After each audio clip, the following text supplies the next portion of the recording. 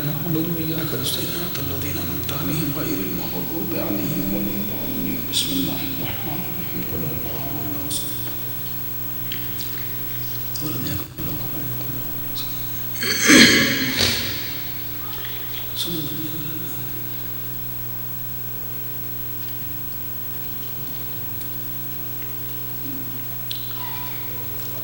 عظمت سرور کائنات اور ان کی آل پہ باواز بلند صلوات۔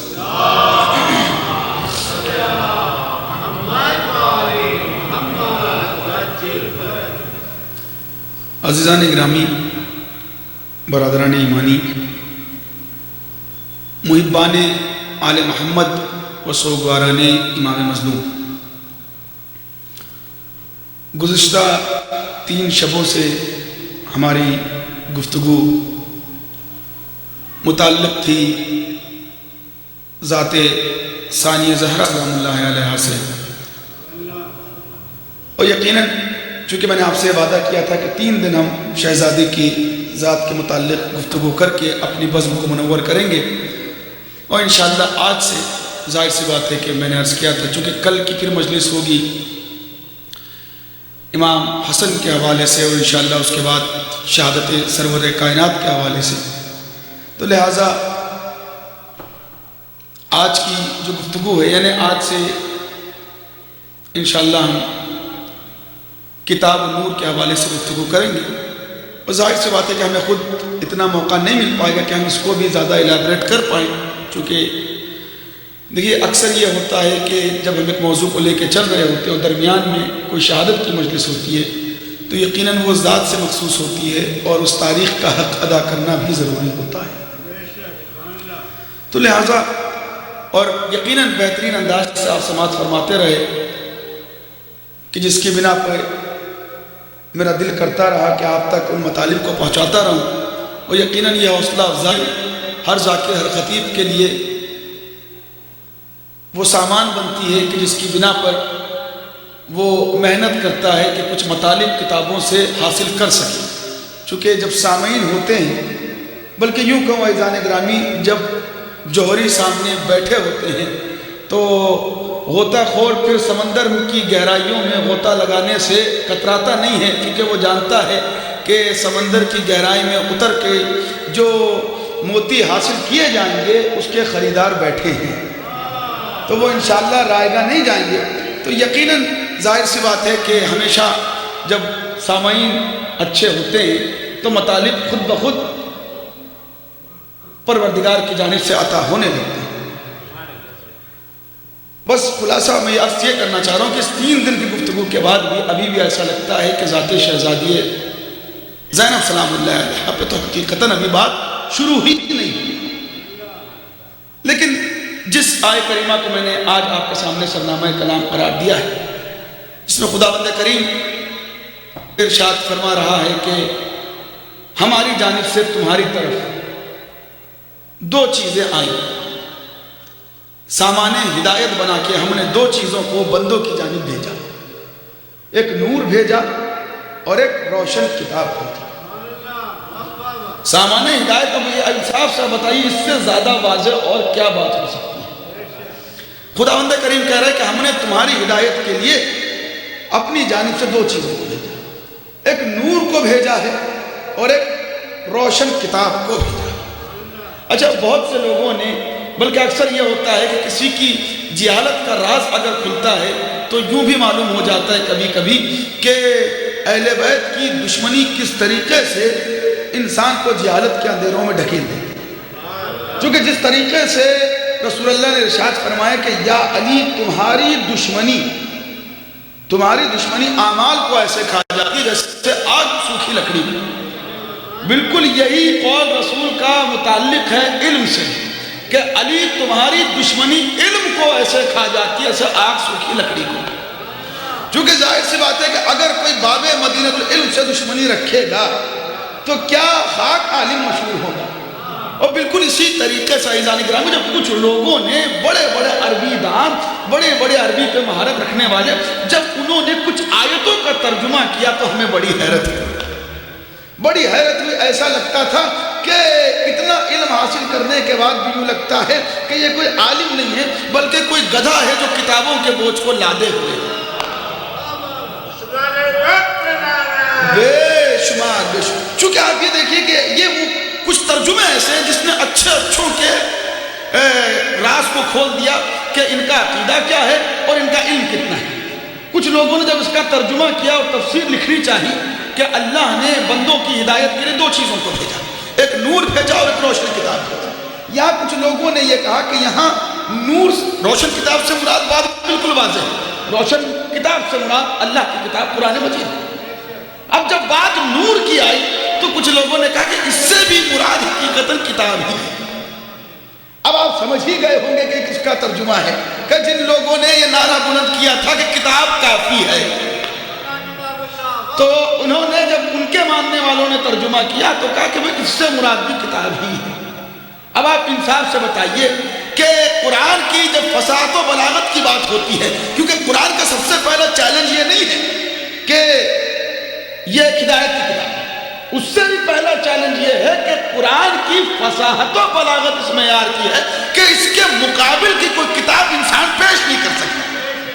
تو اگر مسلمان یہ کہہ رہا ہے کہ یہاں اس سے مراد بھی قرآن ہے اور اس سے مراد بھی قرآن ہے، نور سے مراد بھی قرآن ہے اور کتاب مبین سے بھی مراد قرآن ہے، تو عزیزان گرامی ذرا ٹھہر کے سوچنے والی بات یہ ہے کہ اگر میں آپ سے یہ کہوں کہ حضور ایک کام کیجئے، جو وہاں پر پانی رکھا ہے پانی بھی لے آئیے اور پانی بھی لے آئیے، تو آپ یہ بتائیے سب سے پہلی بات تو یہ ہے کہ یہ جملہ خود فصاحت و بلاغت کے خلاف ہے، چونکہ اس کا مطلب اور قرآن کا چیلنج یہ ہے کہ اس میں ایک لفظ بھی، ایک حرف بھی بیجا استعمال نہیں ہے۔ تو اس کا کیا مطلب؟ سب سے پہلے تو یہ جواب دیں مسلمان کہ اگر آپ یہ ترجمہ کر رہے ہیں کہ یہاں نور سے مراد بھی کتاب ہی ہے، تو عزیزان گرامی یقیناً اب ظاہر سی بات ہے کہ قرآن اپنے آپ میں کتاب عقل بھی ہے اور دین اسلام دین عقل بھی ہے، اور خداوند کریم نے جو کتاب بھیجی نا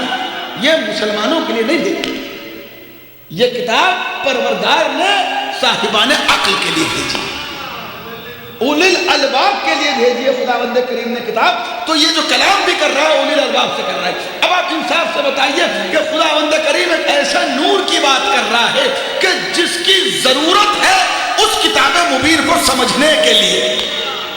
بھائی مثال کے طور پہ میں آپ سے کہوں کہ حضور آپ کو فلاں جگہ پہ آنا ہے اور وہاں پہ اس کے ڈائریکشن رکھے ہوئے اس کمرے میں، آپ جائیے اس ڈائریکشن کو پڑھ لیں، اور اس کمرے کی میں لائٹ بند کر دوں، اس میں کوئی نور نہ ہو، اور میں کہوں میں نے آپ کے لیے رکھ دیا ہے وہاں سے آپ ڈائریکشنز پڑھیے اور آ جائیے، آپ کیا کہیں گے قبلہ آپ نے اس اندھیرے کمرے میں رکھا کیوں؟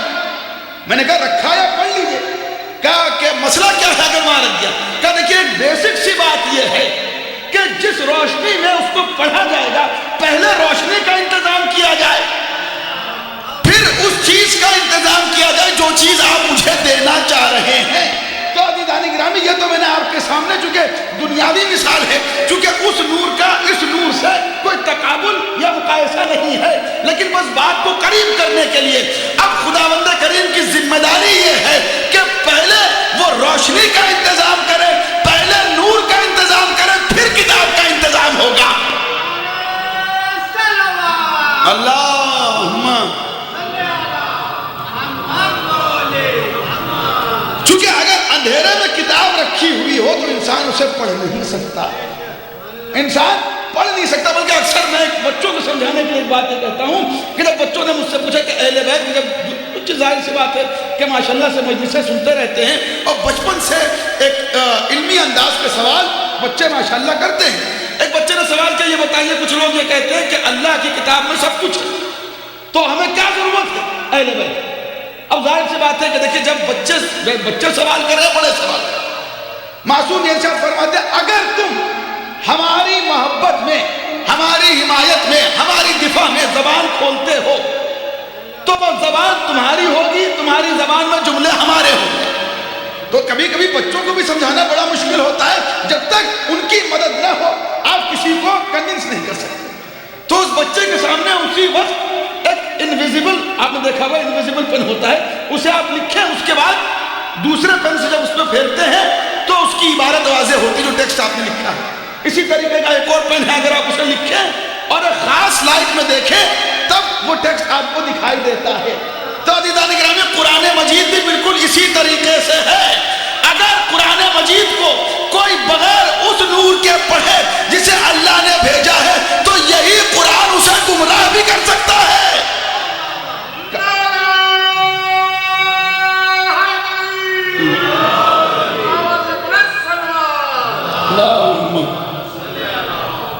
اب آپ ہو سکتا ہے سوال یہ کریں قبلہ قرآن کیسے گمراہ کر سکتا ہے؟ میں کہوں میں کیا کہہ سکتا ہوں، چونکہ قرآن خود یہ کہہ رہا ہے کہ اگر منافق اسے پڑھے گا تو اس کے نفاق میں اضافہ ہوگا، اور اگر مومن پڑھے گا تو اس کے ایمان میں اضافہ ہوگا۔ اب جو مومن پڑھے گا اس کے ایمان میں اضافہ ہوگا، تو یہ جو مومن پہلے سے اسے کس چیز پہ ایمان رکھنا ہے؟ بھائی جو مومن بنا ہے قرآن پڑھ کے تو نہیں بنا، اور قرآن کہہ رہا ہے اگر مومن پڑھے گا تو اس کے ایمان میں اضافہ ہوگا، یعنی وہ پہلے مومن ہوگا اس کے بعد قرآن پڑھے گا۔ اچھا جب قرآن پڑھے گا تو اس کے ایمان میں اضافہ ہوگا۔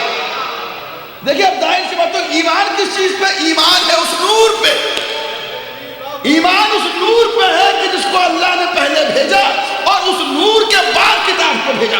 اب اگر اس نور کی محبت میں کوئی کتاب پڑھے گا تو اس نور کو سمجھنے میں اضافہ ہوگا۔ اگر کوئی اس نور کی دشمنی میں کتاب پڑھے گا تو کبھی ہدایت نہیں پا سکتا۔ اللہم مجھے ایک منزل تک بڑھنا ہے، وہ تمہیداً یہ چند باتیں آپ کے سامنے میں نہیں۔ تو اعلان گرامی تو ضروری ہے، چونکہ ظاہر سی بات ہے کہ کتاب، یہ جو روشن کتاب اللہ نے بھیجی ہے یہ خود معجزہ ہے، تو ضروری ہے کہ وہ نور بھی معجزہ ہے۔ اس کتاب کے اندر خداوند کریم نے ہر خوش کو تر کو سمو دیا، تو ضروری ہے کہ جو نور ہے وہ بھی ہر شے کا عالم ہو، اور یہ جو کتاب خداوند کریم نے بھیجی ہے یہ قیامت تک باقی رہے گی، تو ضروری ہے کہ وہ نور بھی قیامت تک باقی رہے، قیامت تک وہ نور باقی رہے گا، چونکہ ظاہر، اور یہ دونوں چیزیں ایک دوسرے سے جدا نہیں ہو سکتی، اور یہی تو وجہ ہے کہ رسول نے ارشاد فرمایا کہ انی تارکن فیکم مستقلین کتاب اللہ و عطرت اہل بیت ما ان تمسکتم بہ لن تضلوا بعدی ابدا، کہ دیکھو میں تمہارے درمیان دو گراں قدر چیزیں چھوڑے جا رہا ہوں۔ اب ایزان گراں میں درمیان میں جب بات آ گئی ہے دو گراں قدر چیزیں چھوڑنے کی، تو لوگوں نے اس گراں قدر چیزوں کے متعلق یہ کہا کہ نہیں ہم قرآن کو تو مانتے ہیں لیکن دوسری چیز ہے رسول کی سنت، دوسری چیز ہے رسول کی۔ اب یہاں ٹھہر کے ایک سامنے کی بات کی طرف میں آپ کو متوجہ کرانا چاہوں گا، ذرا انصاف سے بتائیے، جب آپ کے بڑوں نے یہ کہہ دیا کہ اللہ کی کتاب کافی ہے تو اس بات پہ بحث کرنے کا مطلب کیا ہے کہ دوسری چیز سنت ہے یا اہل بیت؟ بھائی جب آپ نے یہ کہہ دیا کہ اللہ کی کتاب کافی ہے تو آپ کو اس حدیث کے سامنے بھی یہ کہنا چاہیے تھا کہ وہ دوسری چیز پہ بحث کیوں کر رہے ہو؟ بحث کرنے کی ضرورت نہیں ہے، چونکہ جب بڑے یہ کہہ چکے ہیں کہ اللہ کی کتاب کافی ہے تو اس بات کی بحث کیا ہے کہ دوسری چیز کیا تھی؟ بھائی دوسری چیز پر تو بحث وہ کرے گا جو یہ کہے کہ اللہ کی کتاب کافی نہیں ہے، لیکن جو انہیں مان چکے ہیں جنہوں نے یہ کہا کہ اللہ کی کتاب کافی، پھر اس بحث کا کوئی مطلب نہیں بنتا۔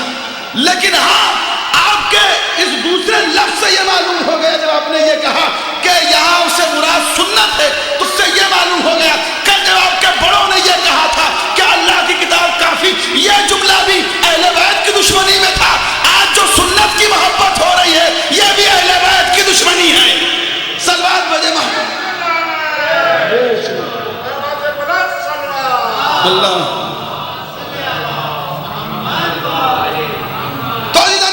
بس بات کو دھیرے دھیرے آگے بڑھاتے ہوئے کہ کیا یہ کتاب اپنے آپ میں تنہا کافی ہے؟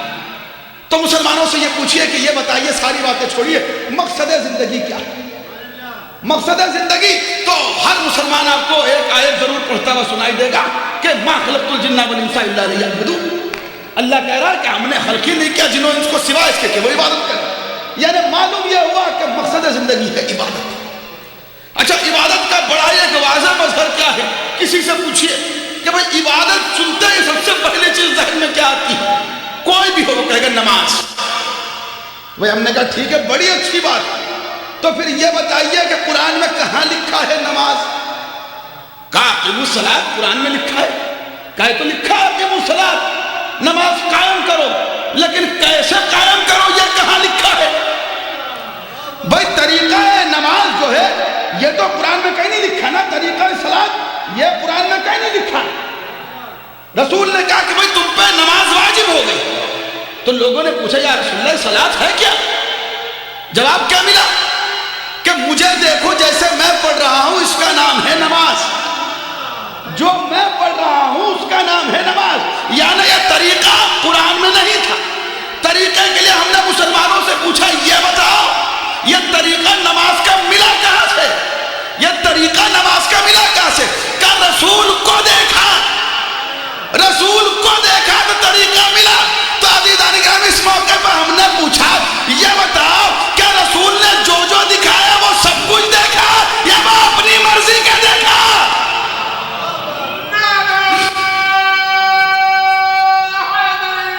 یا علی اللہم صلی۔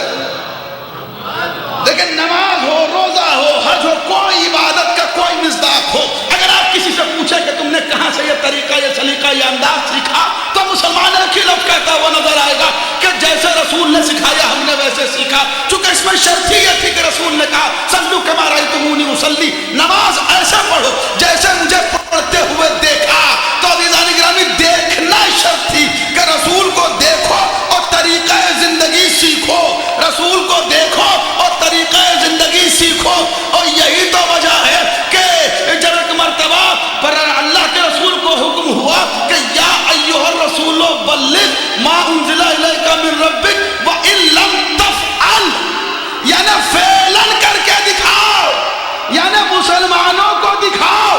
کل کے دن یہ نہ کہے کہ ہم نے دیکھا نہیں۔ عجیب بات ہے کہ رسول نے نماز کی بات کی تو مسلمان نے کہا ہم نے دیکھا، روزے کی بات کی تو کہا ہم نے دیکھا، حج کی بات کی تو کہا ہم نے دیکھا۔ جس چیز پہ ہر چیز کی قبولیت کا دار و مدار تھا تم نے اسی کو نہیں دیکھا۔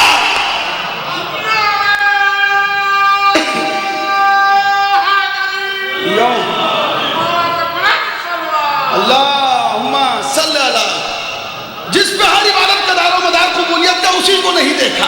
اس کا مطلب یہ کہ قرآن لینا ہے بغیر نور کے، تو اللہ نے بھی کہا ٹھیک ہے اگر بغیر نور کے قرآن لینا ہے تو پھر رٹتے رہو قرآن، بنتے رہو حافظ۔ میں بھی دنیا کو دکھاؤں گا کہ حافظ تو بن رہے ہیں لیکن آنکھوں کا نور اوجھل ہو رہا ہے۔ یہ بے نور حافظوں کو دیکھ کے سمجھ جانا کہ یہ وہی ہیں کہ جنہوں نے قرآن لینے کی کوشش کی بغیر نور کے۔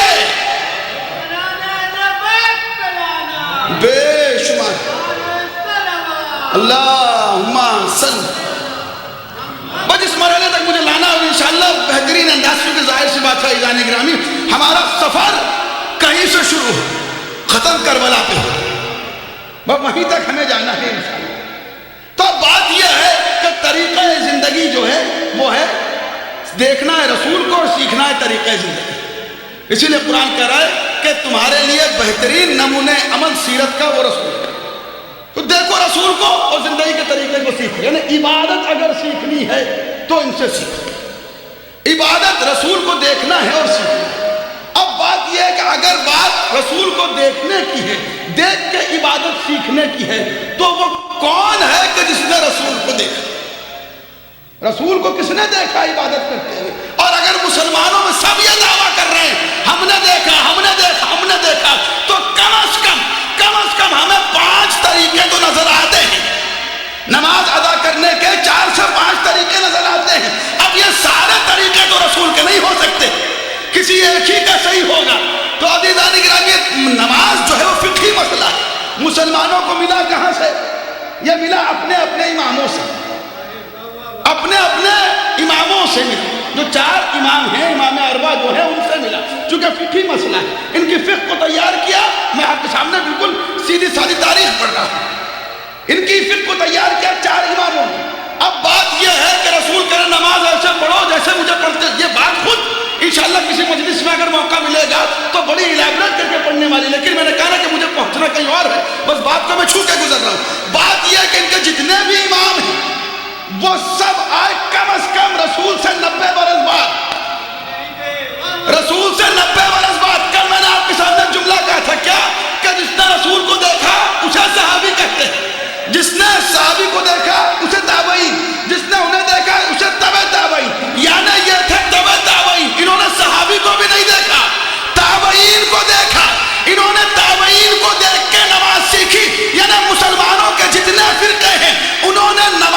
سیکھا تب تابعین کو دیکھ کے۔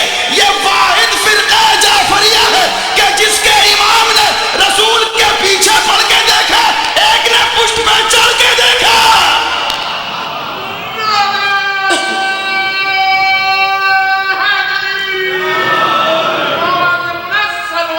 اللہ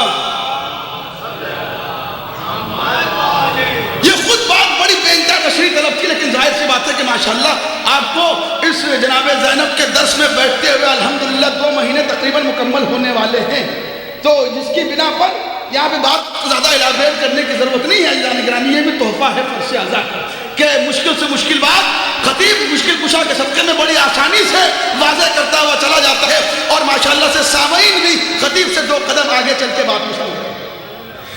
تو بات یہ ہے کہ عبادت کا طریقہ اور سلیقہ جو ہے، چونکہ کسی کو دنیا نے عبادت کے متعلق اگر غیر بھی تھے تو کیا کوئی ایسا تھا کہ جس کو دیکھ کر دنیا نے یہ کہا کہ یہ زین العابدین ہے، یہ سید الساجدین؟ چونکہ اگر مقصد زندگی عبادت ہے، مقصد زندگی عبادت ہے، لیکن یہ جو نور ہے جو کتاب کی حفاظت کر رہے ہیں، یہ عبادت کی زینت ہے، عبادت کی زینت ہے، اور صرف چوتھے امام عبادت کی زینت نہیں ہے، ہر امام عبادت کی زینت ہے۔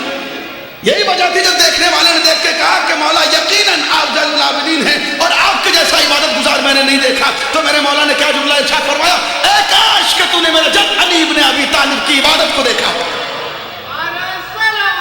اللہم صلی اللہ، اے کاش، ظاہر سی بات ہے ہماری گفتگو اس پہ چل رہی ہے کہ بغیر نور کے کتاب کو سمجھا نہیں جا سکتا، اور اگر مقصد زندگی عبادت ہے تو پھر ان کے دروازے پہ عبادت کو سیکھنے کے لیے آنا پڑے گا، اور عبادت کو سیکھنا خود اپنے آپ میں عبادت ہے۔ اور دیکھنے والے نے جیسی دیکھا، وہ یہاں سے گفتگو کو یقین مانیے کہ میں یہاں سے معراج کی طرف لے کے جانے کی کوشش کر رہا ہوں۔ اب تاریخ نے لکھا کہ جس دیکھنے والے نے امام کو دیکھا اور کہا کہ مولا یقیناً آپ زین العابدین ہیں، جملہ سنیے گا میرے مولا ارشاد فرماتے ہیں، اس نے کیوں کہا زین العابدین ہے؟ اس نے امام کی نمازوں کو دیکھا، امام کے روزوں کو دیکھا، امام کے حج کو دیکھا، تو اس نے کہا کہ یقیناً آپ زین العابدین ہیں۔ قربان جاؤ میں امام کے جملے پہ، امام ارشاد فرماتے ہیں کہ تو کیا ان عبادتوں کو دیکھ کے ہمیں زین العابدین سمجھ رہا ہے؟ تو ان عبادتوں کو دیکھ کے، یعنی جسے تم عبادت سمجھتے ہو، کیا تو اسے دیکھ کے ہمیں زین العابدین سمجھ رہا ہے؟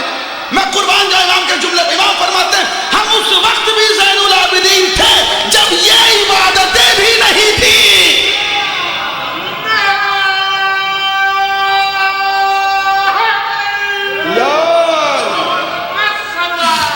اللہم صلی، ہم اس وقت بھی، اب یہاں سے بالکل الگ لیول پہ بات انشاءاللہ پہنچ چکی ہے، ہم اس وقت بھی زین العابدین تھے جب یہ عبادتیں بھی نہیں تھی۔ دیکھنے والے نے کیا دیکھ کے کہا؟ نمازوں کو دیکھ کے کہا، روزوں کو دیکھ کے کہا۔ تو لہذا امام یہ سمجھانا چاہ رہے ہیں کہ جو تمہاری نظر میں عبادت ہے، اگر تم اسے دیکھ کے ہمیں زین العابدین ہونے کی سند دے رہے ہو تو ذرا اس سے اور ابھر کے بات کرو، چونکہ ہم اس وقت بھی زین العابدین تھے، عبادت کی زینت تھے جب عبادت بھی نہیں تھی۔ اب ظاہر سی بات ہے عزیزان گرامی، یہ تو یقیناً آپ کی تربیت کا اثر ہے کہ آپ محبت میں ڈوب کے امام کا یہ جملہ سن کے داد دے رہے ہیں، لیکن بہت سے معترض بھی بیٹھے ہیں، وہ یہ سوال کریں گے کہ قبلہ آپ نے جو جملہ کہا ہے یہ تو بتائیے کہ جب عبادت ہی نہیں تھی تو پھر کیسے عبادت کی زینت بنی؟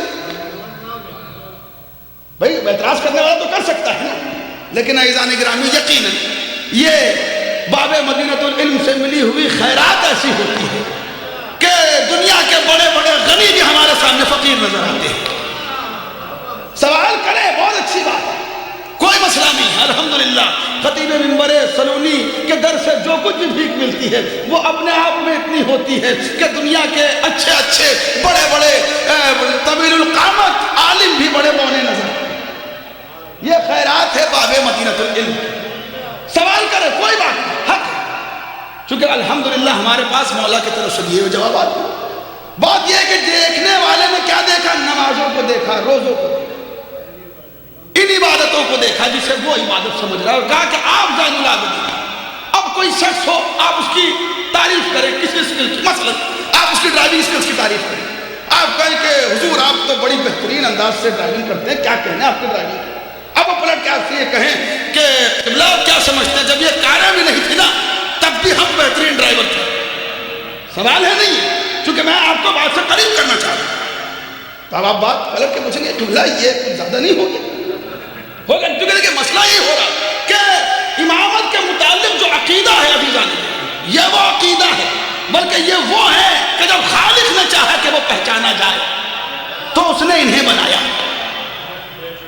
اس نے انہیں بنایا۔ اب امام سامنے والے کے معرفت کے دروازوں کو کھولنا چاہتے ہیں اور بتانا چاہتے ہیں کہ حقیقی عبادت کیا ہے اور حقیقی زین العابدین کسے کہتے ہیں۔ جب یہ عبادت بھی نہیں تھی، نہ نماز تھا، نہ روزہ تھا، نہ حج تھا، اس وقت بھی ہم زین العابدین تھے۔ اچھا سوال اس کو سمجھنے کے لیے ایک چیز کو سمجھنا ہوگا، عبادت کسے کہتے ہیں؟ تعریف عبادت کیا ہے؟ اب تعریف عبادت کی جہاں بات آتی ہے تو بہت سے لوگ کہتے ہیں کہ نماز عبادت، روزہ عبادت، حج، یقیناً یہ عبادت ہے لیکن تعریف عبادت نہیں ہے۔ عبادت کی ڈیفینیشن کے طور پر آپ اسے پیش نہیں کر سکتے، یہ عبادت کی مصداق ہے، عبادت کے جو امبریلا ہے اس کے انڈر میں یہ ساری چیزیں آتی ہیں، لیکن جو ڈیفینیشن اگر بیان کرنی ہوگی، تعریف بیان کرنی ہوگی عبادت کی، اس موقع پر آپ یہ نہیں کر سکتے۔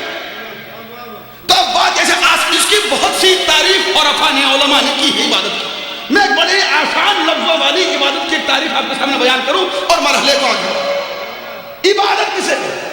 ہر وہ شے، ہر وہ چیز جو عبد اور معبود کے، ہر وہ چیز جو عبد اور معبود کے رشتے کو مضبوط کرے اسے عبادت کہتے ہیں۔ اب دیکھیے، اب آپ سمجھیں کہ نماز عبادت ہے، کیوں عبادت ہے؟ اگر اس کے ذریعے سے عبد و معبود کا رشتہ مضبوط ہو رہا ہے تو عبادت ہے۔ تو کوئی بھی چیز جس کے ذریعے سے عبد و معبود کا رشتہ مضبوط ہوتا ہے وہ ہے عبادت۔ عبد و معبود کا رشتہ قائم ہو یا مضبوط ہو اسے کہتے ہیں عبادت۔ ظاہر سی بات ہے پہلے رشتہ قائم ہوگا تب وہ مضبوط ہوگا، یعنی کسی بھی چیز کے ذریعے سے اگر عبد و معبود کا، خالق و مخلوق کا رشتہ قائم ہوتا ہے یا مضبوط ہوتا ہے اسے کہتے ہیں عبادت۔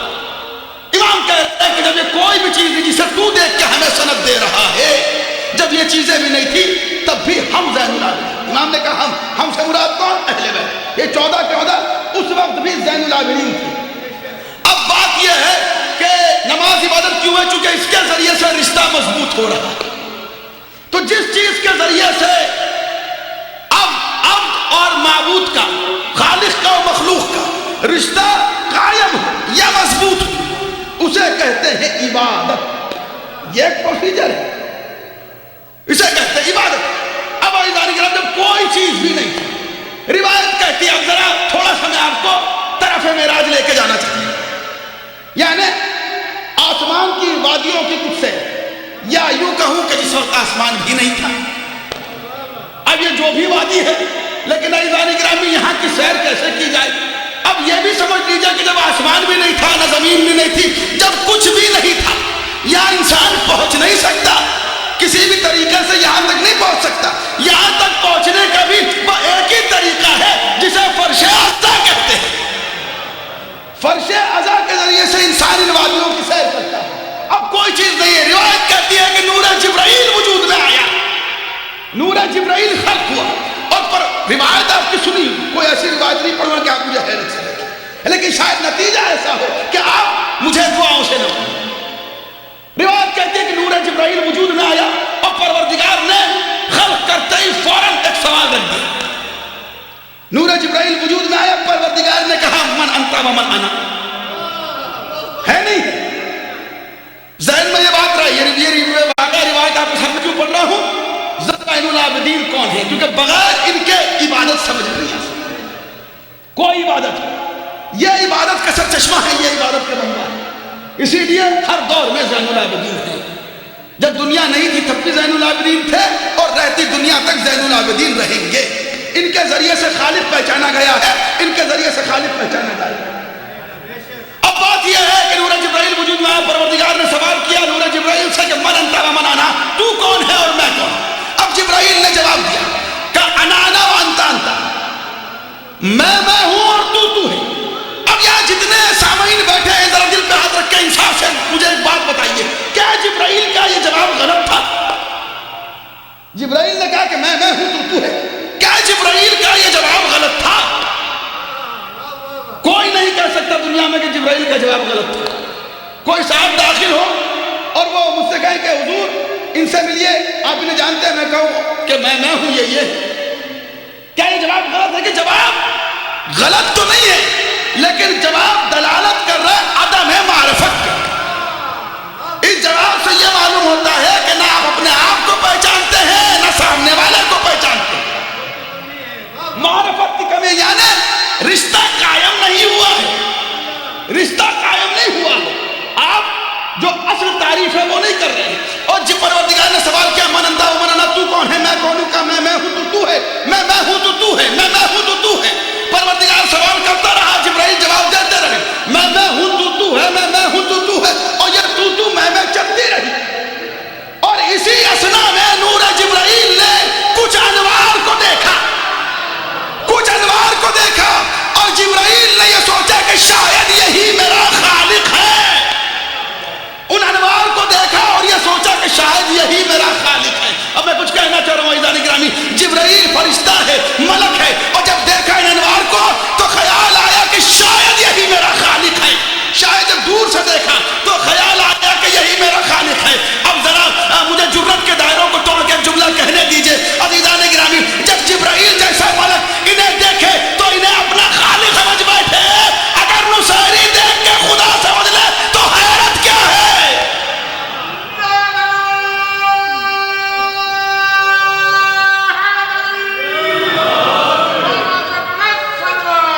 اللہ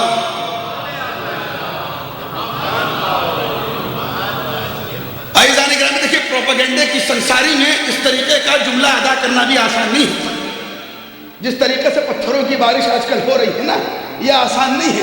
اچھا وہ بات اور ہے کہ فزیکل پتھر آتے ہوئے ان کی بارش کو جھیلنا ایک اور بات ہے، اور جو ورچوئل پتھر آج کل ہمارے اوپر اچھالے جا رہے ہیں وہ ایک اور مسئلہ ہے اپنے آپ میں۔ لیکن پھر بات یہی ہے کہ جن کے لیے انسان زبان کھولتا ہے، سنبھالنے والے تو وہی ہیں، بچانے والے تو وہی ہیں، چاہے فزیکل پتھر آ رہے ہوں چاہے ورچوئل پتھر آ رہے ہیں۔ لفظ نصیری آئے کہ لوگ پریشان ہونے لگتے ہیں، لیکن پریشان ہونے کی بات نہیں۔ ہم نے کبھی نصیری کی تعریف تو نہیں کی، بتائیے جملے میں نے کوئی تعریف کی نصیری؟ لوگ پریشان، آپ نے نام کیوں لیا؟ نام کیوں لیا؟ ارے بھائی تو جا کے اللہ سے پوچھو، قرآن نے کافر کا نام کیوں لیا؟ قرآن نے مشرک کا نام کیوں لیا؟ کہا کہ اس کے ذریعے سے اللہ عبرت دینا چاہتا ہے بندوں کو۔ کہا تو پھر ہم کیا کر رہے ہیں؟ ہم بھی تو نام نصیری سے عبرت دینا چاہ رہے ہیں کہ دیکھو اس طریقے سے نہ بن جانا۔ ابھی میں نے آپ کے سامنے جملہ کیا کہا کہ دیکھا جبرائیل نے دور سے، اور خیال یہ آیا کہ شاید یہی میرا خالق ہے، اور ایک مرتبہ ان کے قریب پہنچے۔ جب قریب پہنچے تو کیا دیکھا کہ یہ انوار بھی کسی کی تسبیح و تحلیل میں مشغول ہے، یہ انوار بھی کسی کی تسبیح و تحلیل میں مشغول ہیں۔ کوئی سبحان اللہ کی تسبیح پڑھ رہا ہے، کوئی الحمدللہ کی تسبیح پڑھ رہا ہے، کوئی اللہ اکبر کی تسبیح پڑھ رہا ہے۔ بس جبرائیل سمجھ گئے اس کا مطلب یہ کہ ان کا بھی کوئی خالق ہے، اور جو ان کا خالق ہے وہی میرا خالق ہے۔ یہ کب اندازہ ہوا؟ جب قریب آئے، جب دور سے دیکھا تو خالق سمجھے، قریب آئے تو معلوم یہ ہوا کہ جو ان کا خالق وہی میرا خالق۔ تو میں نے آپ سے یہ کہا کہ جب نصیری نے دور سے دیکھا تو اسے دھوکہ ہوا جیسے جبرائیل کو ہوا۔ اب اگر نصیری علی کو خدا کہہ رہا ہے تو اس کا مطلب یہ نہیں کہ علی خدا ہے، اس کا مطلب یہ کہ نصیری علی سے بہت دور کھڑا ہے۔ اللہم صلی یہ تو کمال عزیزان گرامی صرف شیعوں کا ہے اور اثنا عشری کا ہے کہ مولا کے قدموں سے لپٹنے کے باوجود بھی ہم یہ کہہ رہے ہیں کہ لا الہ الا اللہ، ہم کہہ رہے ہیں اللہ اکبر، بلکہ یہی آ کے اللہ اکبر کہنے کا لطف و مزہ ہے۔ کیونکہ ظاہر سی بات ہے کہ علی کو دیکھنے کے بعد انسان یہ کہہ رہا ہے اللہ اکبر، تو یہ حقیقی جملہ ہے۔ خیر اس کی تشریح کا اس وقت موقع نہیں ہے، مجھے کسی بات تک آپ کو لے کے چلنا ہے۔ تو عزیزان گرامی پر بات یہ ہے کہ جیسے ہی قریب جبرائیل نے، پھر چونکہ سوال تو وہی پروردگار کا چل رہا تھا کہ تو کون ہے اور میں کون ہوں، اب جب ان انوار کے قریب آ گئے تو ایک مرتبہ، اور یہی وہ روایت ہے جس کی بنا پہ کہا جاتا ہے کہ علی استاد جبرائیل، اس موقع کو نور علی سے آواز آئی کہ جبرائیل کہتا کیوں نہیں؟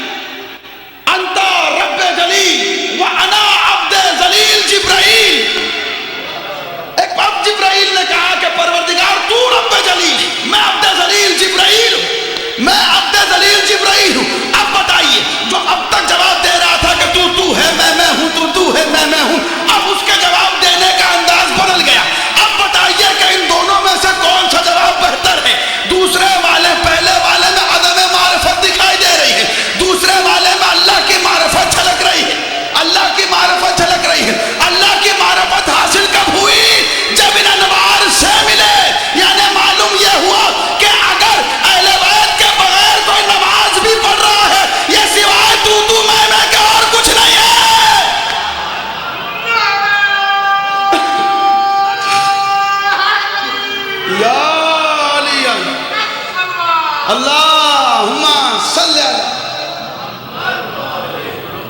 حقیقی جو عبادت کا طریقہ ہے. اچھا میں نے آپ کے سامنے جملہ کیا کہا تھا؟ یہ پوری روایت کیوں پڑھی کہ عبادت اسے کہتے ہیں کہ جس کے ذریعے سے عبد و معبود کا رشتہ مضبوط ہو یا قائم ہو. جبرائیل کون ہے؟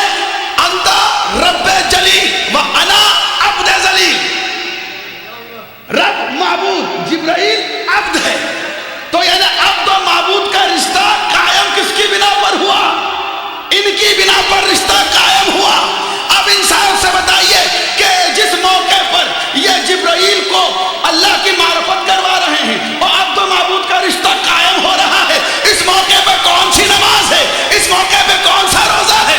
اس موقع پہ کون سا حج ہے؟ لیکن یہ کوئی عبادت کا مظہر موجود نہیں ہے. لیکن عزیزان گرامی صفات مظہر پروردگار کا نور موجود ہے کہ جس کی بنا پر عبد و معبود کا رشتہ قائم ہو رہا ہے. تو معلوم یہ ہوا کہ جب عبادت بھی نہیں تھی تب بھی یہ زین العابدین تھے.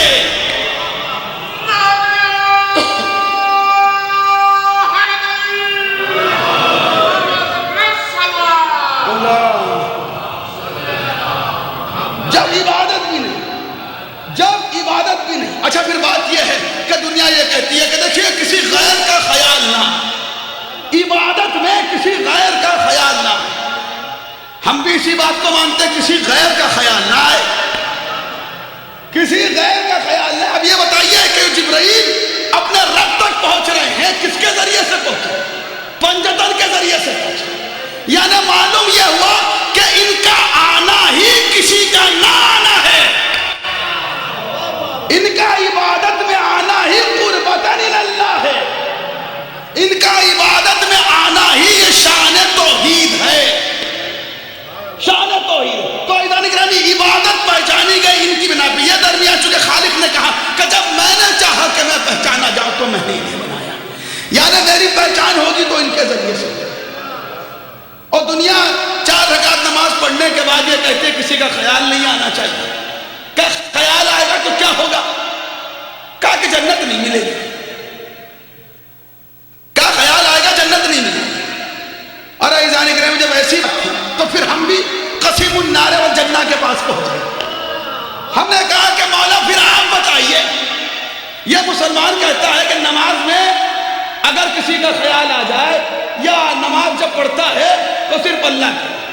اچھا آپ مجھے انصاف سے بتائیے، کبھی آپ نے ایسی نماز دیکھی؟ اس وقت دیکھیے میرا اس وقت ذہن کئی جانب دوڑ رہا ہے، لیکن کس طریقے سے میں اپنے آپ کو سنبھالے ہوا ہوں، چونکہ مجھے اس وقت کربلا کی مشی کرنی ہے، وہاں تک مجھے پہنچنا ہے. کئی باتوں کو روک کے انشاءاللہ تفصیل کسی اور موقع پر اگر زندگی رہی تو بیان کریں. لیکن بات یہ ہے عزیزان، آپ انصاف سے بتائیں کہ نماز کون ایسا ہے کہ جو بغیر کسی خیال کے نماز پڑھتا ہے؟ بلکہ یہ ہے کہ جیسے نماز پڑھنے کے لیے کھڑے ہوئیے، کون سا ایسا خیال ہے جو نماز میں نہیں آتا؟ کون سا ایسا خیال؟ بلکہ اس موقع میں بڑا لطیف مجھے واقعہ یاد آتا ہے. ایک شخص تھا، ایک عالم دین کے پاس آیا، کہا کہ قبلہ ایک میری بڑی قیمتی چیز کھو گئی ہے، کوئی عمل بتائیے کہ وہ مل جائے. کوئی عمل بتائیے کہ مجھے وہ چیز مل جائے. کہا کہ ایسا کرو 2 رکعت نماز پڑھ لو. اب جیسے ہی 2 رکعت نماز شروع کی، پہلی رکعت میں مسئلہ حل ہو گیا. اب انہوں نے دوڑتے ہوئے آیا اور کہا کہ قبلہ کیا آپ نے عمل بتایا؟ کہ مجھے یاد آ گیا کہ وہ چیز میں نے کہاں رکھی. انہوں نے کہا بھائی کوئی عمل نہیں ہے، چونکہ جہاں جہاں عام طور پر دماغ نہیں جاتا ہے وہ نماز میں چلا جاتا ہے، وہ نماز میں چلا جاتا ہے. ہاں لیکن بات یہ بھی ہے کہ اگر صدق دل سے کوئی نماز پڑھے 2 رکعت تو کون سی ایسی چیز ہے دنیا کی جو نہ ملے؟ لیکن پھر بات وہی ہے کہ نماز ویسے پڑھی جائے کہ جیسے رسول نے بتائی، جیسے رسول نے بتائی.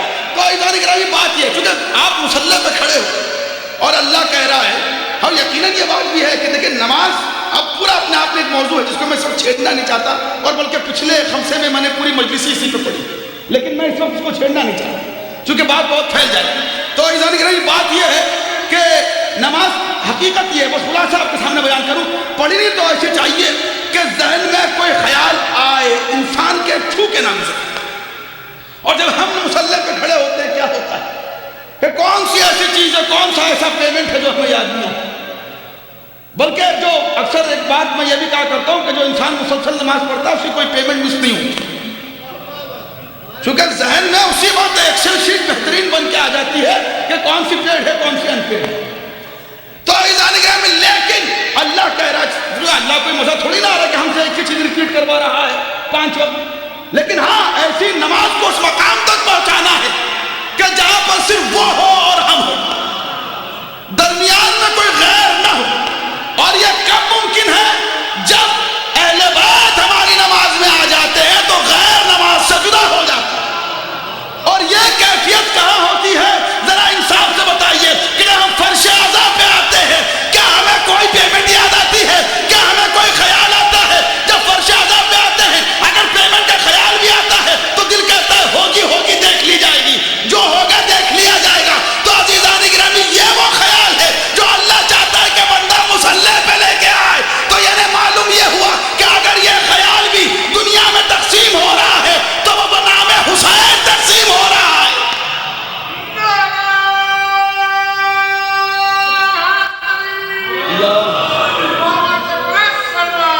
اللہ میں نے کئی چیزوں کو اس وقت کنڈینس کر کے بس آپ کے سامنے صرف ہائی لائٹس بیان کیے، کہ جملہ بیان کر رہا ہوں، لیکن ظاہر سی بات ہے کمال عبادت کیا ہے؟ کمال عبادت تک میں پہنچنا چاہتا ہوں۔ کمال عبادت کیا ہے؟ کوئی کہتا ہے جنت نہیں ملے گی، کوئی کہتا ہے جہنم میں بھیج دیے جاؤ گے۔ ہم نے آقا سے پوچھا، مولا سے پوچھا، سید سے پوچھا، سردار سے پوچھا، جس کو اپنے ہاتھوں پر رسول نے بلند کر کے دکھایا، اس سے پوچھا کہ مولا آپ بتائیے آپ نماز کیوں پڑھتے ہیں؟ آپ کیوں پڑھتے ہیں؟ جب دنیا نے سوال کیا میرے مولا سے تو جواب کیا دیا کہ ما عبدتک خوفا لنارک ولا طمعا لجنتک بل وجدتک۔ اچھا پوری کائنات میں سوائے علی کے کوئی اور یہ جملہ کہہ نہیں سکتا، کوئی اور سوائے اہل بیت کے جملہ کہہ نہیں سکتا ہے کہ پروردگار نہ جنت کی لالچ میں کرتا ہوں نہ جہنم کے خوف میں کرتا ہوں، بلکہ تجھے قابل عبادت پایا تو تیرے سامنے سجدہ کرتا ہوں۔ اللہم صلی۔ حضرات ایک سلوات پڑھتے پڑھتے اگر تھوڑا سا قریب آ جائیں، اللہم صلی اللہ۔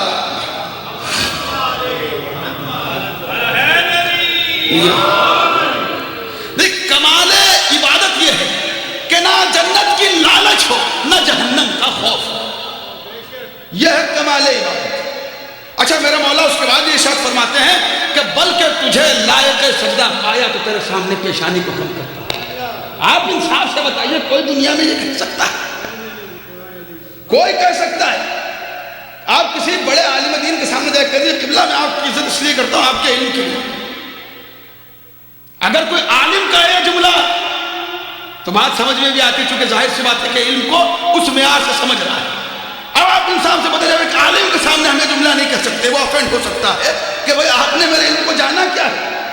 میں نے 30 سال 40 سال 50 سال جتنے سال بھی پڑھائی کی، کوئی سائنٹسٹ ہو اس سے کہتے بھئی آپ کے علم کو دیکھتے ہوئے میں آپ کی ریسرچ کو دیکھتے ہوئے، کبھی کبھی جو انسان پڑھا لکھا ہوتا ہے چپ ہو جاتا ہے، اس کی ہنسی بھی نکل جاتی ہے کہ بھئی یہ کیا جانے کہ میں نے کیا محنت کی۔ تو آپ یہ سوچے خالق کے سامنے کوئی کھڑا ہو کے کہے کہ تجھے میں قابل عبادت سمجھ رہا ہوں، کون کہہ سکتے؟ بس اس جملہ کو ہم اللہ نے کرائے پوری مجلس سے بیٹھ کے 40 منٹ یہ جملہ دہراتے رہے، اس کا لطف لیتے رہے، تب بھی اس کا حق ادا نہیں ہو سکتا۔ خالق کی بارگاہ میں صرف یہ علی کہہ سکتا ہے کہ پروردگار تجھے لائق عبادت جانا تو پیشانی کو خم کیا۔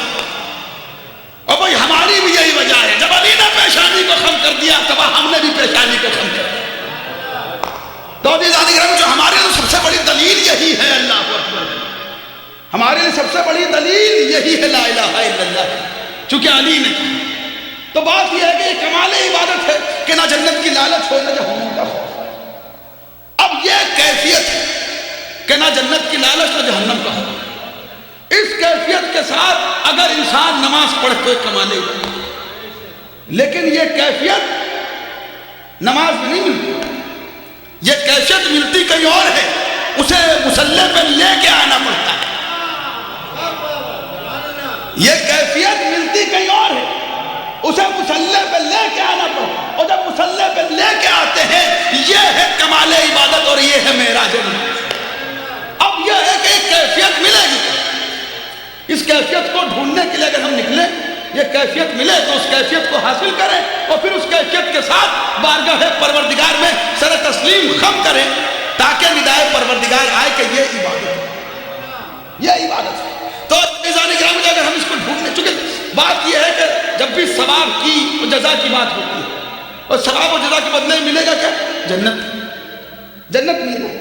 اور اب یقین مانے جتنی بھی آپ کتابیں اٹھا کے پڑھیں، کتنی بھی کتابیں اٹھا، جتنا ثواب زیارت امام حسین کا لکھا ہوا ہے،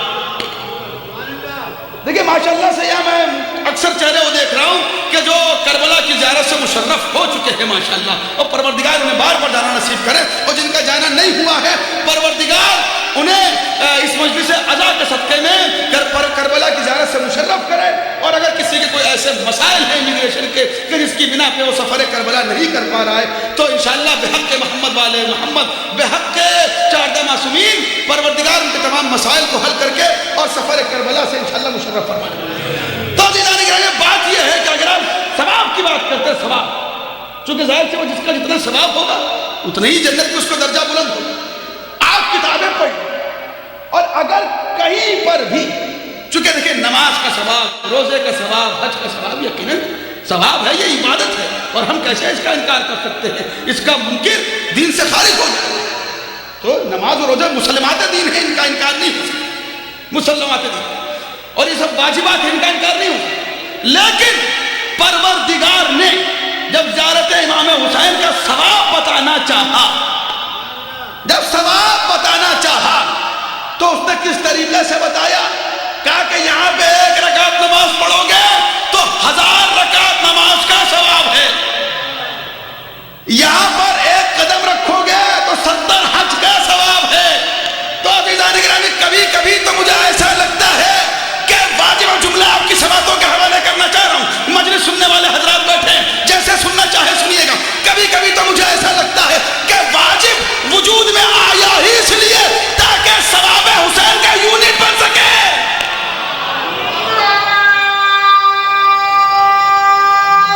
حیدری یا علی اللہم صلی علی محمد، ثواب حسین کو سمجھانے کے لیے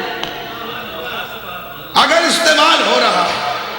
اچھا کچھ لوگوں نے یہ بھی کہا کہ 1000 رکعت نماز کا ثواب، مجھے پتہ نہیں، سمجھ میں نہیں آتا، کبھی کبھی لوگ عجیب عجیب سوال کرتے ہیں، خیر جس کا جیسا ذوق، جس کا جیسا سوچنے کا طریقہ، کہ قبلہ یہاں نماز پڑھنے کے لیے لکھا ہے کہ 1000 رکعت کا ثواب ملے گا، یہ واجب نماز کا ثواب ہے کہ مستحب نماز کا؟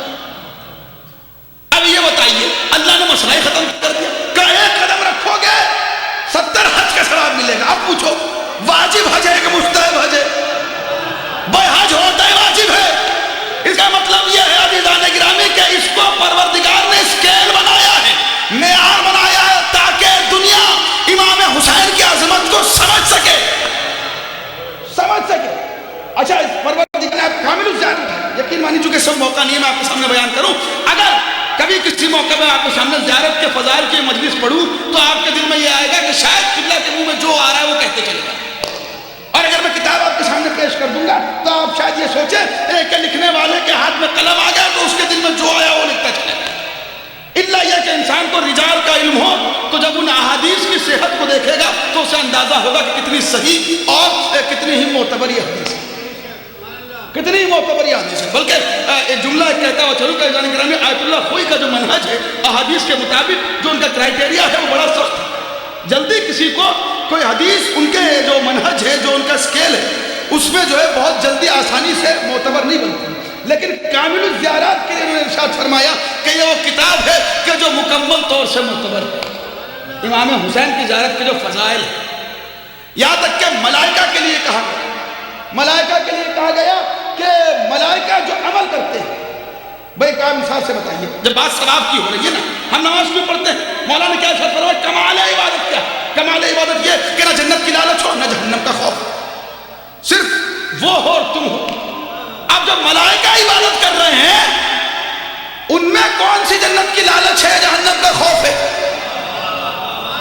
جب فرشتے عبادت کر رہے ہیں تو بدلے میں اللہ دیتا کیا ہے انہیں؟ آئیے کامل الزیارت اٹھائیے اور پڑھیے، روایت کہتی ہے کہ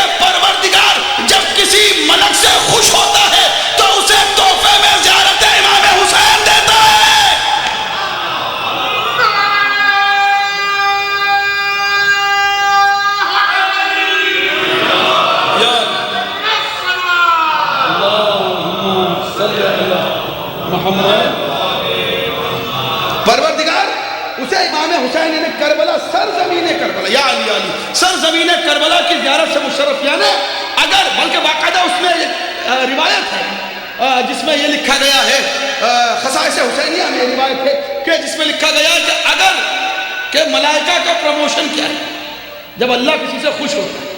عزیزان گرامی، یہ ہے سرزمین کربلا کی اہمیت۔ جب آسمان پہ اللہ کسی ملک سے خوش ہوتا ہے اور اس کا درجہ بڑھانا چاہتا ہے تو اسے سرزمین کربلا پہ بھیج دیتا ہے۔ یہ واحد جگہ ہے جہاں ملک نیچے آتا ہے تو اسے آسمان میں بیٹھے ملک سر اٹھا کے دیکھتے ہیں۔ یہ ہے مقام کربلا۔ تو میں بتانا یہ چاہ رہا ہوں کہ یہاں پہ نہ کوئی جنت کی لالچ ہے نہ کوئی جہنم کا خوف ہے، تو یہاں تو ہمیں معلوم ہو۔ اور ساری بات بڑی مختصر کر کے میں نے آپ کے سامنے بیان کی کہ زیارت کا ثواب کتنا ہے۔ اب دیکھیے کہ یہ کیفیت، میں نے کہا نا کیفیت ملتی کہاں ہے، یہ کیفیت کہاں ملے گی؟ مسلح محتاج ہے اس کیفیت کا، یوں کہوں کہ عبادتیں محتاج ہیں اس کیفیت کی۔ اب ماشاءاللہ آپ میں سے اتنے حضرات بیٹھے ہیں، کچھ لوگ کل بھی آئے اور کچھ لوگ آ بھی رہے ہیں، کسی سے آپ یہ پوچھ لیجئے یا کوئی فرد آ کے کیا آپ کو یہ کہتا ہے وہ نظر اچھا، اس میں سے ہر فرد تقریباً 99% کم از کم اس بات کے عالم ہیں کہ زیارت کے ہر قدم کے بدلے میں 70 حج کا ثواب ملتا ہے، ہر انسان جانتا ہے، لیکن کوئی زیارت سے آ کے یہ نہیں کہتا کہ ہمیں 70 حج کا ثواب مل گیا، 70 حج کا ثواب مل گیا۔ بھائی کیوں نہیں کہتا؟ کیا روایت کو نہیں جانتا؟ وہ روایت کو بھی جانتا ہے لیکن کوئی اپنے منہ سے کہتا نہیں ہے۔ کیوں نہیں کہتا؟ چونکہ نہ کسی ثواب کے لیے جاتا ہے نہ کسی جزا کے لیے جاتا ہے، بس محض عشق حسین۔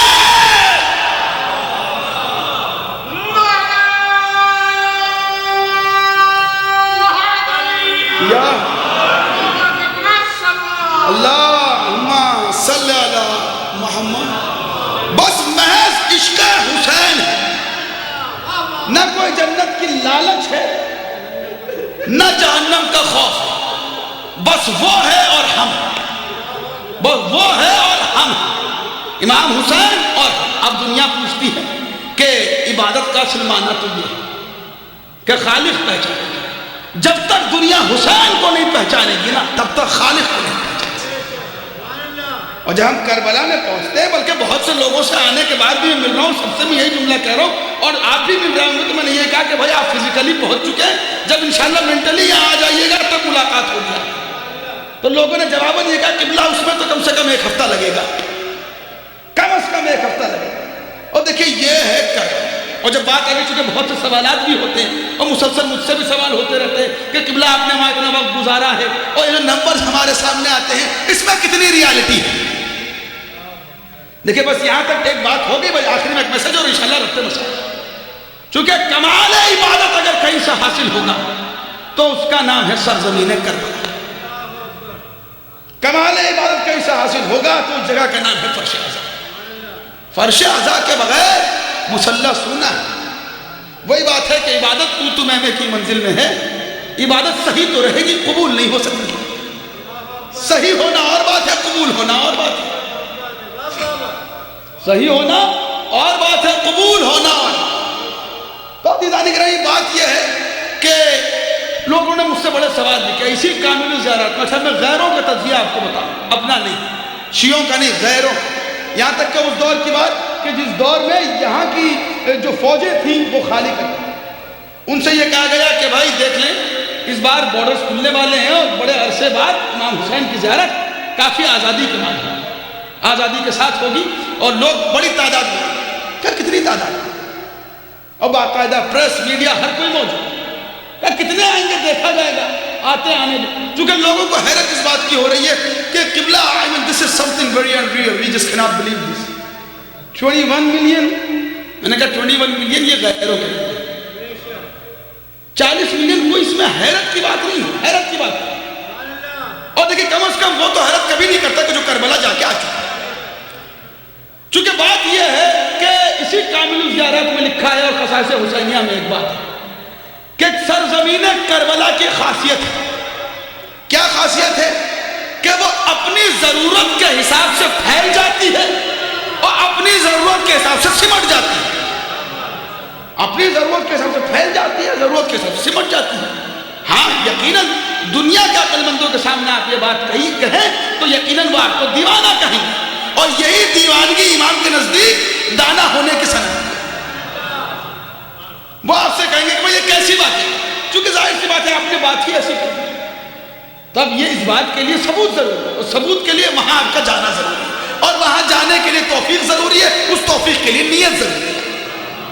یہ ہر چیز انٹر کنیکٹڈ ہے۔ اچھا بہت سے لوگ یہ بھی کہتے ہیں دنیا بھر کے کام کرتے ہوئے کہ بھائی بلاوا نہیں آیا، بلاوا نہیں آیا۔ دیکھیں بلاوا تب آئے گا جب ہماری طرف سے پہلا قدم بڑھے گا۔ جیسے امام کے لشکر کے لیے بھی ہے کہ جب امام کا ظہور ہوگا اور دوسری طرف دجال بلا رہا ہوگا، اور دجال بہت ہی خوبصورت انداز سے آپ کو بلا رہا ہوگا، اور اس موقع پر اگر انسان صرف نیت کرے گا کہ مجھے امام کے لشکر میں جانا ہے، پہلا قدم اسے اٹھانا ہے، دوسرا قدم میں امام کے لشکر میں، تو پہلا قدم ہمیشہ خود اٹھانا، اس کے بعد مدد ہوگی امام کی۔ اور پہلا قدم آتا ہے تربیت سے، پہلا قدم آتا ہے جیسی تربیت ہوگی اس طریقے کا قدم اٹھے گا۔ اس پہلے قدم میں جب یہ پہلا قدم اٹھ جائے تو ماں باپ کے حق میں دعا ہے، چونکہ یہ پہلا قدم اٹھے گا ماں باپ کی بات۔ خیر عزیزان اکرام، یہاں پہ ایک لطیف بات آ رہی ہے، میں بات کی سنجیدگی کو ڈسکس نہیں کرنا چاہ رہا، اسی لیے جملہ کہوں گا نہیں، بات کو آگے بڑھاتا ہوں۔ تو اب یہاں لوگ سوال کرتے ہیں، جب غیروں نے تجزیہ کیا، باقاعدہ جو بڑے بڑے میڈیا ہاؤسز ہیں وہ وہاں موجود تھے کربلا میں، اور یہ تقریباً 12-15 سال پہلے کی بات ہے کہ جس وقت 1.5 پہ لوگ بحث کرنے لگے تھے کہ 15 ملین پہ کہ 10 ملین سے زیادہ نہیں، بالکل عقل میں آنے والی بات نہیں۔ اور یہ ریسرچ اس لیے نہیں کر رہے تھے کہ لوگوں کے سامنے لائے، یہ ریسرچ اس لیے کر رہا تھا اگر یہ بات سچ ہے تو ہمیں یہ دیکھنا ہے کہ کیسے یہ بات لوگوں کے سامنے نہ آئے۔ تو عزیزان کرام باقاعدہ اس میں پوری رپورٹ بنی تھی کہ سرزمین کربلا میں جتنے مخبز یعنی تندور جہاں روٹی بنتی ہے اس کا لوگوں نے حساب کتاب لگا کہ جتنے یہاں تندور ہیں اس میں اگر روٹی بن رہی ہے تو ہم نمبرز کو بہت زیادہ کر کے بھی لگائیں تو اس میں جتنی روٹیاں بن رہی ہیں پر ڈے کے حساب سے یہ صرف اس میں سے 20 یا 25% لوگوں کو ہی کھانا کھلا سکتے ہیں۔ اور یہ جو دیگیں یہاں چڑھی ہوئی ہیں اگر ہم ان کا اندازہ لگائیں، جبکہ ان دیگوں کو بھی گننا اپنے آپ میں ایک ناممکن کام ہے، کیونکہ اگر آپ ایک طرف سے گنتے ہوئے چلے تو دوسری طرف سے وہ چڑھتی چلی جاتی ہے، لیکن چلے اگر آپ پوری ٹیم لگا کر بھی گنے تو جب لوگوں نے حساب لگایا انہوں نے کہا کہ جو کھانا یہاں بن رہا اتنے کھانے کا ہم اندازہ یہ لگاتے ہیں کہ اس میں یہاں آئے ہوئے لوگوں میں سے 40 سے 45 بمشکل کھانا کھا پائیں گے، اس سے زیادہ نہیں، بہت مان لیجیے 50-55%، اس سے زیادہ لوگ کھانا کھا نہیں سکتے جتنا اس وقت یہاں کھانا ہے۔ لیکن ہم نے ہر فرد سے جتنے فرد ہمیں مل رہے تھے رینڈملی ہم ہر انسان سے سوال کر رہے تھے، ہم نے تقریباً 1000 سے زیادہ لوگوں سے ایک وقت میں سوال کیا، الگ الگ لوگوں نے پھیل کے، اور ان سے پوچھا کہ کیا تم بھوکے ہو، کیا تم بھوکے ہو، کیا تم بھوکے ہو؟ ہمیں ایک فرد بھی ایسا نہیں ملا کہ جس نے یہ کہا ہو کہ میں بھوکا ہوں، بلکہ اس میں سے کئی لوگ ایسے ملے کہ جن کے ہاتھ میں کھانا تھا اور وہ یہ کہہ رہے تھے کہ ہمارے پاس کھانا زائد بچا ہوا ہے، اگر تمہیں چاہیے تو لے لو۔ یہ لوگوں کا باقاعدہ مشاہدہ ہے، ریسرچ ہے، اور میں آپ کے سامنے کے ممبر پہ میری عادت نہیں ہے کہ میں کوئی ایسی اور فول بات کروں، آپ خود انشاءاللہ ٹیم بنائیے آگے سے۔ جب میں وہاں ہوتا بھی تھا لوگ مجھ سے پوچھتے تھے کہ قبلہ کیا آپ نے یہاں کوئی معجزہ دیکھا ہے؟ میں ان سے اکثر کہا کرتا آپ 10-12-14 دن کے لیے یہاں پہ آئے ہیں نا، جانے سے پہلے ایک بار مجھ سے مل کے جائیے گا اور آپ مجھے کوئی معجزہ سنا کے جائیے۔ اس سرزمین پہ عزیزان گرامی وہ صرف کوئی سنی سنائی بات نہیں، محسوس کرنے والی جگہ کا نام ہے۔ اور پھر اس کے بعد انہوں نے اندازہ لگایا کہ اگر اتنے لوگ اس ریڈیس میں موجود ہیں جو کہ ہم نے ہر چیک پوائنٹ پہ لوگوں کو باقاعدہ گنا ہے، لوگوں کے باقاعدہ جتنے لوگ انٹر کر رہے تھے سب کے سینسس ہم نے کیے، اس بنا پر اگر اس ریڈیس میں اتنے لوگ کندھے سے کندھا ملا کر بھی کھڑے ہو تب بھی اس ریڈیس میں آ نہیں سکتے، لیکن ہم نے انہیں داخل ہوتے ہوئے دیکھا ہے۔ یا تو یہ ہماری آنکھوں کا دھوکہ ہے یا تو پھر ہم اس بات کو مانے جو ان کی کتابوں میں لکھی ہے کہ کربلا اپنی ضرورت کے حساب سے پھیل جاتی ہے، یا تو پھر اس بات کو مانے کہ جس میں یہ کہا جاتا ہے کہ ہزاروں ملائکہ زیارت کے لیے اترتے ہیں، یا تو زمین پھیلتی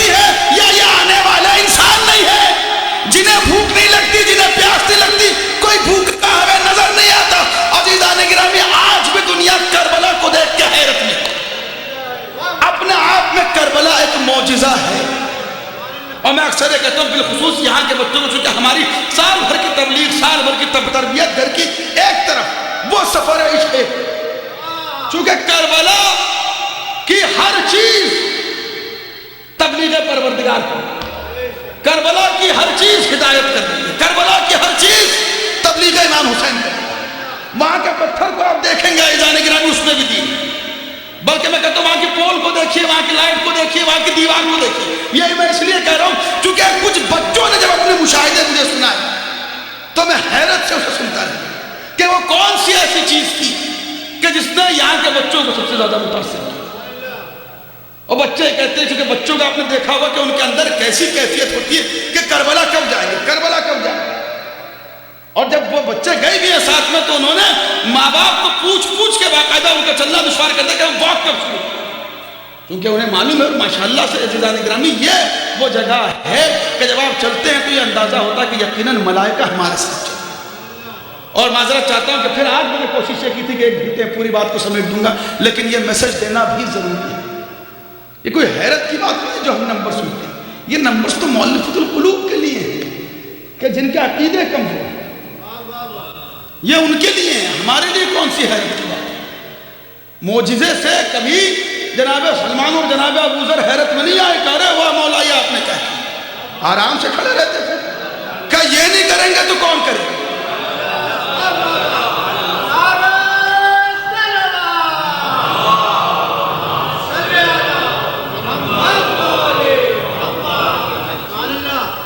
لیکن عزیزان گرامی آج بھی وہ سرزمین کہ جہاں کروڑوں کی تعداد میں ماشاءاللہ سے چاہنے والے پہنچے،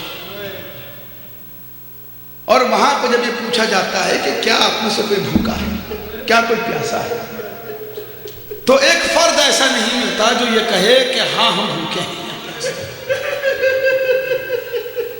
چونکہ عزیزان گرامی ایسا لگتا ہے کہ بس وہ ایک بار کا واقعہ تھا کہ جب وہاں العطش کی صدا گونجی تھی، اس کے بعد جب پیاسوں نے یہ ذمہ داری لے لی کہ اب اس سرزمین پہ جو بھی آئے گا وہ پیاسا نہیں رہے، بھوکوں نے یہ ذمہ داری لے لی کہ جو بھی اس سرزمین پہ آئے گا وہ بھوکا نہیں رہے. اجرکم اللہ روایت یہ کہتے ہیں کہ جب کوئی امام حسین کا زائر کربلا کی حدود پہ پہنچتا ہے نا تو علی اکبر اس کے استقبال کے لیے پہنچتے ہیں، عباس علمدار اس کے استقبال کے لیے پہنچتے ہیں. اجرکم اللہ ذرا تصور کریں عزیزان گرامی، جب یہ قافلہ پلٹ کے مدینے میں آیا نا تو ایک مرتبہ جب مدینے میں خبر پھیلی کہ حسینی قافلہ پلٹ کے آ گیا، ایک مرتبہ کچھ جوان بچے تھے کہ جو علی اکبر کو ڈھونڈنے لگے. اجرکم اللہ جیسے ہی لیلا نے ان جوانوں کو دیکھا، ارے لیلا کا دل تڑپ گیا، لیلا کو اکبر یاد آئے، ارے اونا محمد کے دوست بھی آئے جو اونا محمد کو پوچھ رہے تھے. عزیزان گرامی زینب کبریٰ جب مدینہ پہنچی ہے تو بس زینب اپنے دل کو تھام کے پڑھ رہی تھی، ارے کیسے میں صغریٰ کے سامنے جاؤں گی، ارے کیسے صغریٰ کو حال دل میں سناؤں گی. اجرکم اللہ عزیزان گرامی کل میں نے آپ کے سامنے روایت پڑھی کہ جب محمد حنفیہ سید سجاد کے قریب آئے، جب سید سجاد نے تعارف کروایا، کہا چچا میں سید سجاد، میں ایک مرتبہ جیسے ہی نام سنا محمد حنفیہ نے سید سجاد کے گلے میں باہیں ڈال دی، بس سید سجاد چیخ مار کے روئے، کہا چچا ابھی توق کے زخم تازہ ہیں، ابھی زنجیروں کے زخم تازہ ہیں.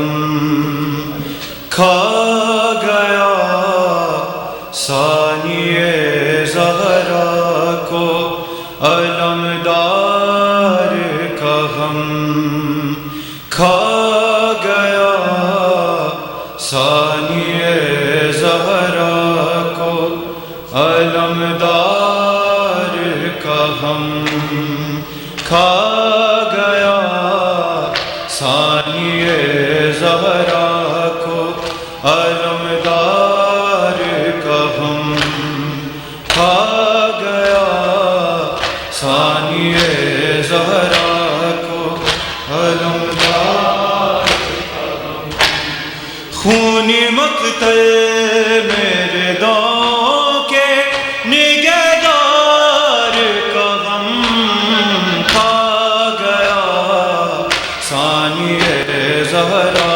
کو علمدار کا غم کھا گیا ثانیہ زہرا کو علمدار کا غم خونی مقتل میرے داؤں کے نگہدار کا غم کھا گیا ثانیہ زہرا کو علمدار کا غم کھا گیا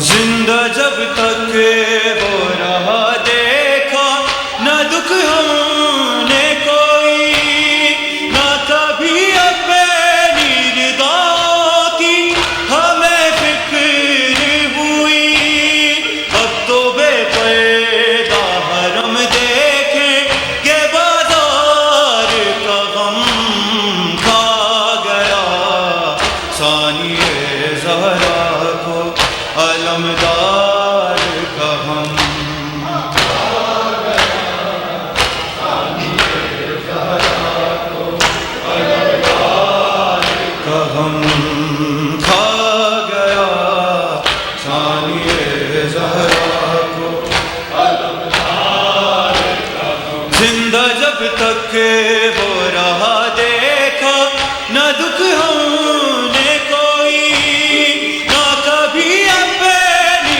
رضا کی ہمیں فکر ہوئی اب تو بے پردہ حرم دیکھے یہ بازار کا غم کھا گیا ثانیہ زہرا کو علمدار کا غم کھا گیا ثانیہ زہرا کو علمدار کا خونی مقتل میرے داؤں کے نگہدار کا غم کھا گیا ثانیہ زہرا کو علمدار کا غم کھا گیا ثانیہ زہرا کو علمدار لاش اکبر کو اٹھایا دفن اصغر کو کیا ٹکڑے قاسم کے چنے پھر بھی صبر کرتا رہا وار سید کو گیا فوج کے سالار کا غم کھا گیا ثانیہ زہرا کو علمدار کا غم کھا گیا ثانیہ زہرا کو علمدار کا غم کھا گیا ثانیہ زہرا کو علمدار کا غم لاش اکبر کو اٹھایا دفن اصغر کو کیا ٹکڑے قاسم کے چنے پھر بھی صبر کرتا رہا وار سید کو گیا فوج کے سالار کا غم کھا گیا ثانیہ زہرا کو علمدار کا غم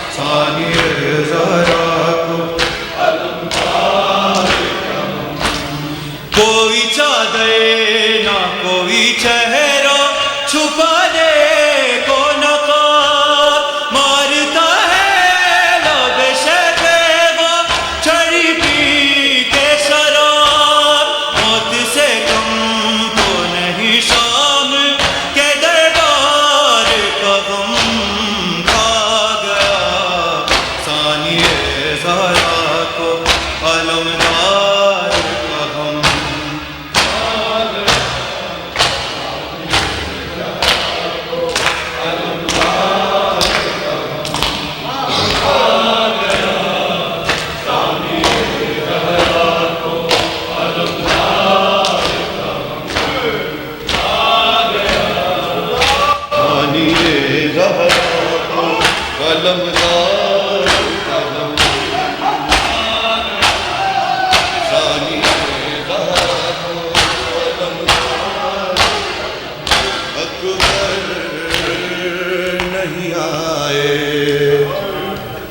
اکبر نہیں آئے صغرا نے کہا آئے برادر نہیں آئے اکبر نہیں آئے صغرا